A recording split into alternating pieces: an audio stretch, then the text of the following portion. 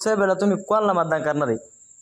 लोकसभेला मी कोणाला करीन मी या दानवाला तर करणार नाही, दुसऱ्या कोणाला मारून टाकणार. म्हणजे आपला जे मंगेश साबळे नाही का, हा पण हे काम करीन बरं का, मी दाण्याची गाडी आली ना कमीत कमी एक तरी दगड मारून टाकेल आणि हे तुम्हाला मोबाईलवर दिसत आणि तिथं खाली दिसत आणि हे काय घेणार कोणती येऊ मला काही घेणं नाही. पहिला गेली